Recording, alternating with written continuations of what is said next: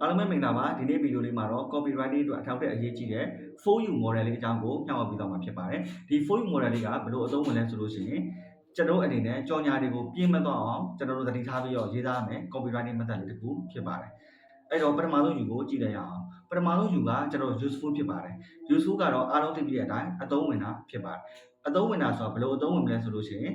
ကျွန်တော်တို့ post တွေကိုဖတ်ပြီးတဲ့ reader တွေအနေနဲ့ဒါမှမဟုတ်ကျွန်တော်တို့ရဲ့ကြော်ညာတွေကိုတွေ့တဲ့ reader တွေကကျွန်တော်တို့ရဲ့ post ကိုမြင်ပြီးတော့မပြင်းရအောင်ကျွန်တော်တို့ကသူတို့အတွက်အသုံးဝင်တဲ့ tips တွေ tricks တွေနဲ့ knowledge တွေကိုထည့်ပေးရမှာကိုဆိုလိုချင်တာဖြစ်ပါတယ်ဒါကတော့ပထမ U ဖြစ်ပါတယ်နောက်ထပ်အသေးစိတ်လေး useful ကိုထပ်ပြီးတော့ပြောပါဆိုလို့ရှိရင်ကျွန်တော်တို့ Facebook သုံးတဲ့အချိန်မှာ new feed လေးကိုသတိထားကြည့်ပါတာမန်ကျွန်တော်တို့ sponsor မဟုတ်တဲ့ post 3-4ခုပြီးသွားလို့ရှိရင် sponsor post ဖို့ကျွန်တော်တို့အမြဲတမ်းတွေ့မြင်ရမှာဖြစ်ပါတယ်ဒါကတော့ Facebook ကနေပြီးတော့ algorithm နဲ့ကျွန်တော်တို့ကိုဒါကြော်ညာတွေပြပေးတာဖြစ်ပါတယ်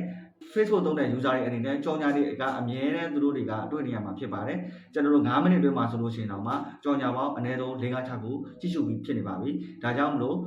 reader တွေအနေနဲ့တာမန်ရိုးရိုးကြော်ညာကြီးတွေကိုတော့ဘယ်သူမှကြည့်ကြမှာမဟုတ်ပါဘူးသူတို့အတွက်အသုံးဝင်တဲ့သူတို့အတွက်အကျိုးရှိမဲ့ကြော်ညာလေးတွေဖြစ်အောင်ကျွန်တော်တို့ကပထမ U ကိုသုံးပြီးတော့ရေးပြရမှာဖြစ်ပါတယ်ဒါကတော့ပထမ U ဖြစ်တဲ့ useful ဖြစ်ပါတယ်နောက်တဲ့ဒုတိယ U ကတော့ unit ဖြစ်ပါတယ် unit ဆိုတာဘာလဲဆိုလို့ရှိရင်ကျွန်တော်တို့အများနဲ့မတူတာကိုပြောတာဖြစ်ပါတယ်ဘယ်လိုမတူလဲဆိုလို့ရှိရင်ကျွန်တော်တို့ရဲ့ product တွေကျွန်တော်တို့ရဲ့ service တွေက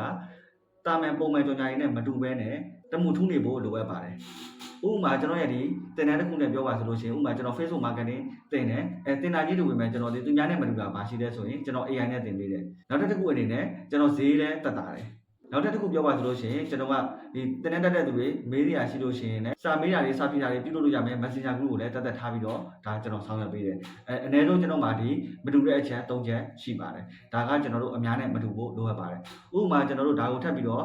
product ရောင်းတဲ့ page တွေနဲ့ရှင်းပြီးတော့ပြောမယ်ဆိုလို့ရှိရင်လည်းဥပမာကျွန်တော်ကဖုန်းရောင်းတယ်ဆိုလို့ရှိရင်လည်းကျွန်တော်မှတ်မကွဲတခြားကပ်ပေးတယ်စသဖြင့်ပေါ့နော်ကို product ကသူများဆိုင်နဲ့ရှင်းလို့ရှိရင်ဘာတွေကွာနေတယ်ကွန်ပျူတာတွေနဲ့ရှင်းလို့ရှိရင်ကိုကဘာတွေအားသာနေလဲဒီလိုမျိုးအားသာချက်တွေကိုကျွန်တော်တို့ကထည့်သွင်းရေးသားဖို့လိုအပ်ပါတယ်ဘာဖြစ်လို့လဲဆိုရင်ခုနကစကားကိုပြန်ပြီးဆက်မယ်ဆိုလို့ရှိရင်ကျွန်တော်တို့တနေ့ user တွေအနေနဲ့ Facebook မှာ new feed တွေပို့ရင်းနဲ့မြင်ရတဲ့ sponsor ကြော်ညာတွေကအရန်ကိုများတာဖြစ်ပါတယ်ဒါကြောင့်မလို့ကျွန်တော်တို့ဒီသူများနဲ့သူတို့ကိုယ်တို့မတူဘဲနဲ့ကိုယ့်ရဲ့ user တွေအတွက်လည်းအသုံးဝင်တဲ့ဟာတွေတင်ရမယ် unique ဖြစ်တဲ့သူများနဲ့မတူတဲ့အရာတွေကိုလည်းကျွန်တော်တို့က content အနေနဲ့ creation လုပ်ပြီးတော့ထည့်ပေးရမှာဖြစ်ပါတယ်ဒါဆိုရင်ဒုတိယ U လေးကိုလည်းသဘောပေါက်မယ်ထင်ပါတယ်နောက်ထပ်တတိယ U ကတော့ urgency လို့ခေါ်ပါတယ် urgency ဆိုတာကတော့ဓာတ်ရိုက်ဘာသာပြန်မယ်ဆိုရင်တော့အမြန်လုပ်ပါလို့ပြောတာဖြစ်ပါတယ်ဘာကိုအမြန်လုပ်ရမလဲဆိုလို့ရှိရင် product service ရောင်းတဲ့သူတွေကကို sponsor ကြော်ညာလုပ်တဲ့သူတွေကိုစာကိုဖတ်တဲ့ reader တွေကိုအမြန်လုပ်ဖို့တိုက်တွန်းတာဖြစ်ပါတယ်ဘယ်လိုလုပ်မလဲဆိုလို့ရှိရင်ဥပမာဒီပစ္စည်းတွေကိုတွေ့မယ်ဆိုရင်တော့အခုချက်ချင်းဝယ်ပါနောက်မှဝယ်မယ်ဆိုရင်တော့ဒီဈေးနဲ့မရတော့ဘူးစသဖြင့် customer တွေကျွန်တော်တို့ရှိကပစ္စည်းကိုအခုချက်ချင်းဝယ်ခြင်းစိတ်ဖြစ်အောင်ကျွန်တော်တို့က post လုပ်တဲ့ method ကလေးတစ်ခုဖြစ်ပါတယ်ဒီຢာလေးကိုပဲတခြားဥပမာနဲ့ပြောမယ်ဆိုလို့ရှိရင်လည်းကျွန်တော်တို့အမြန်ဝယ်ပါအခုဝယ်လိုက်ပါအခုဝယ်မယ်ဆိုရင် promotion ဈေးက1000နဲ့ရမယ်နောက်မှဝယ်မယ်ဆိုရင်တော့1000နဲ့ဖြစ်သွားမယ်နောက်ထပ်ကြာချိန်နဲ့ကျွန်တော်တို့ပြောမယ်ဆိုလို့ရှိရင်လည်းဒီပစ္စည်းတွေကရောက်ပြီးတော့2ရက်3ရက်အတွက်အကုန်မြန်တဲ့ပစ္စည်းတွေဖြစ်တယ်ဟဲ့လားဒါကြောင့်မလို့အခုအမြန်ဝယ်ပါမဟုတ်လို့ရှိရင်2ရက်3ရက်ကြာပြီးမှဝယ်မယ်ဆိုလို့ရှိရင်ကျွန်တော်တို့ဒီပစ္စည်းကိုရတော့မှာမဟုတ်တော့ဘူးဒါကဘာဖြစ်လို့ကျွန်တော်ပြောသလဲဆိုလို့ရှိရင် reader တွေအနေနဲ့ဝယ်တော့ဝယ်ခြင်းနဲ့မဝယ်သေးဘူးနောက်တစ်လနေမှဝယ်မယ်2လနေမှတော့ဝယ်မယ်နောက်တစ်ပတ်နေမှဝယ်မယ်ကွာလို့သူတို့စဉ်းစားမယ်ဆိုလို့ရှိရင်ဒီစဉ်းစားတဲ့အာရုံကိုပြတ်သွားအောင်လို့ကျွန်တော်တို့ကဒီအမြန်ဝယ်ဖို့ customer ကိုလှုံ့ဆော်ပေးရတာဖြစ်ပါတယ်ဒါကြောင့်မလို့ copywriting ရေးတဲ့အချိန်မှာဒီလို content တွေထည့်ပေးဖို့လိုအပ်ပါတယ်နောက်ဆုံး U တစ်လုံးကတော့နည်းနည်းတော့ထူးခြားပါတယ်သူကတော့ ultra specific လို့ခေါ်တာဖြစ်ပါတယ် specific ဆိုတော့အသေးစိတ်ပို့ပြီးတော့ကြာမယ် ultra ဆိုတော့အရန်ကို detail ကြပြီးတော့အသေးစိတ်ရေးရမယ်ဘယ်ဟာကိုရေးရမလဲဆိုရင်ကျွန်တော်ခုနကအပေါ်ကပြောခဲ့တဲ့ပထမဆုံး U သုံးလုံးကိုအသေးစိတ်ထည့်ပြီးတော့ရေးပေးရမှာဖြစ်ပါတယ်ဒါလေးကိုကျွန်တော်ဥပမာနဲ့ပြောမယ်ဆိုလို့ချင်းပထမက useful ပေါ့အသုံးဝင်တယ်ဥပမာကျွန်တော်သင်တန်းနဲ့ပြောမယ်ဆိုလို့ချင်းကျွန်တော်ရဲ့ Facebook marketing သင်တန်းကိုတက်မယ်ဆိုလို့ချင်း AI အနေနဲ့လေ့လာမှာဖြစ်တဲ့အတွက်အရန်ကိုအသုံးတဲ့တယ်ဆိုတဲ့ဟာမျိုးကိုကျွန်တော်စပြီးတော့ခေါ်ကြည့်လိုက်တယ်ပေါ့နော်အဲ့ဒါကို ultra specific ကိုထည့်ရမှာဖြစ်တဲ့အတွက်ကျွန်တော်ရဲ့ဒီ Facebook marketing မှာဆိုလို့ရှိရင် boost story ကိုကိုယ်တိုင်သိချင်တာမှာက AI နဲ့ပါတွဲပြီးတော့ boost ထိုးရမယ် target audience တွေဒီ targeting တွေ demographic gender တွေကိုပါ AI ကထိုးပေးမှာဖြစ်တဲ့အတွက်သင်အတွက်အရန်ကိုအကျိုးရှိမဲ့ reference ပေါင်းများစွာကိုရရှိမှာဖြစ်တယ်ပေါ့ဒါဆိုရင် ultra လုံးဝဖြစ်သွားပြီဒီလိုမျိုးသူကရေးဖို့ဆိုလိုချင်တာဖြစ်ပါတယ်နောက်တစ်ခုက unit ပေါ့နော်အများနဲ့မတူတာဆိုလို့ရှိရင်ဒီနေရာမှာကျွန်တော် product နဲ့ဥပမာပေးပြီးတော့ပြောရမယ်ဆိုလို့ရှိရင်ဥပမာကျွန်တော်က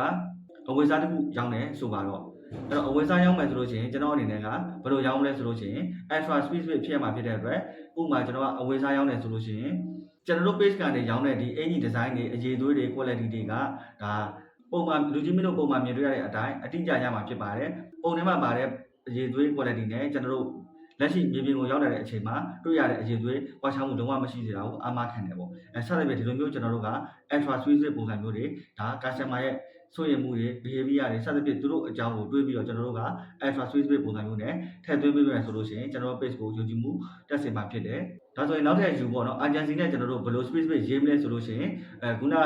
ဆိုရင်ကျွန်တော်တို့ဒီပစ္စည်းလေးတွေက2ရက်အတွင်းရောက်တာမို့လို့အခုအမြန်ဝယ်ပါဆိုတာက extra specific ဖြစ်ပါတယ်နောက်ထပ်ပြောပါဆိုလို့ရှိရင်သင်တန်းနဲ့ကျွန်တော်နောက်မတူတဲ့ဥပမာတွေတခုပြောမယ်ဆိုရင်ကျွန်တော်ရဲ့သင်ခန်းစာတွေကိုတော့ဒီ zone class မှာထိထိရောက်ရောက်သင်ကြားနိုင်ရန်အတွက်သင်တန်းသားလူဦးရေ30သာလက်ခံမှာဖြစ်ပါတယ်ဒါပေမဲ့အခုတော့လူ2ဦးသာလိုပါတော့တယ်စသဖြင့်ပေါ့နော်ဒါတွေကကျွန်တော် customer တွေကိုအမြန်တက်ဖို့လှုပ်ဆော်တဲ့စကားလုံးတွေဖြစ်ပါတယ်ဒီလိုမျိုးကျွန်တော်တို့ copywriting ရေးတဲ့အချိန်မှာဒီလိုထိရောက်တဲ့ tip လေးတွေကိုကျွန်တော်တို့ကအများနဲ့မပါမဖြစ်ပါအောင်ထည့်ပြီးတော့ရေးမယ်ဆိုလို့ရှိရင်ရောင်းဝသိသသာတက်စေမှာဖြစ်ပါတယ်โอเคဒါဆိုလို့ရှိရင်အခုမြောက်ပြီးတဲ့ for you model လေးကိုတော့အနည်းငယ်သဘောပေါက်နားလည်မယ်လို့ယုံကြည်ပါတယ်ပထမဆုံးကတော့ useful ဖြစ်ပါတယ် customer တွေရဲ့အသုံးဝင်မဲ့အချက်တွေပေါ့နော် knowledge တွေသူတို့အတွက်အဆင်ပြေမဲ့အချက်တွေကိုကျွန်တော်တို့ကဥတည်ပြီးတော့ရေးပေးရမှာဖြစ်ပါတယ်နောက်တစ်ခုကတော့ unit ဖြစ်ပါတယ်unit ကတော့အများနဲ့မတူဘူးပေါ့နော်ကျွန်တော်တို့ရဲ့ product တွေ service တွေက community တိုင်းနဲ့ရှင်းမယ်ဆိုလို့ရှိရင်ဘာတွေအားသာနေရလဲဘာတွေထူးခြားနေရလဲ customer အတွက်ကျွန်တော်တို့ကဘာတွေပို့ပြီးတော့မတူအောင်လုပ်ပေးထားရလဲစသဖြင့်ကျွန်တော်တို့ထည့်ပြီးရေးဖို့လိုအပ်ပါတယ်နောက်ထပ်တတိယတစ်လုံးကတော့ urgency ဖြစ်ပါတယ်အမြန်လုပ်ပါဆိုရဲ push ဆိုတဲ့စကားလုံးလိုမျိုးကျွန်တော် customer ကိုအခုဝယ်ပါခဏမှဝယ်မယ်ဆိုလို့ရှိရင်ဒီဈေးနဲ့မရတော့ပါဘူးအခုဒီသင်တန်းလေးကိုအပ်လိုက်ပါမဟုတ်လို့ရှိရင်ဒီသင်တန်းကနောက်မှာတော့ဘယ်ဈေးဖြစ်သွားမှာဖြစ်ပါတယ်နောက်ထပ်တစ်ခုအနေနဲ့သင်တန်းသားကတော့ဒီလောက်ပဲလက်ခံမှာဖြစ်ပါတယ်အခုလည်းအပ်မယ်ဆိုလို့ရှိရင်9ဦးသာလိုပါတော့တယ်ဒါကြောင့်မလို့အမြင်အပ်ပါဆိုတဲ့ customer ကိုအခုချက်ချင်းဆောင်ရွက်ဖို့အတွက်တိုက်တွန်းတဲ့စကားလုံးတွေပါဝင်ဖို့အရေးကြီးပါတယ်နောက်ဆုံးတစ်ခုကတော့အားလုံးသိတဲ့အတိုင်း extra specific ဖြစ်ပါတယ် extra specific မှာတော့ဆိုလို့ရှိရင်ကျွန်တော်တို့ဒီအပေါ်မှာသုံးခဲ့တဲ့ယူသုံးလုံးက extra ဖြစ်ရလားအသေးစိတ်ကြားရလားတမန်ကရှင်ကပဲရေးတာလားဆိုတာကိုကျွန်တော်တို့ပြန်ပြီးတော့စစ်ပေးရမယ်နောက်ဆုံး unit extra specific ဖြစ်ပါတယ် okay ဒါဆိုလို့ရှိရင်လည်းကျွန်တော်ဒီ for you model လေးကိုလည်းသဘောပေါက်နားလည်မယ်လို့ယုံကြည်ပါတယ်ဒီလိုပုံစံမျိုးလေးတွေနဲ့ကိုယ်နံလေးတွေကိုကျွန်တော်တို့ဖန်တီးကြည့်ပါကျွန်တော်တို့ product တွေ service အတွက်ရောင်းဝတစ်ခုသိသိသာတက်လာမှာကိုမျက်မြင်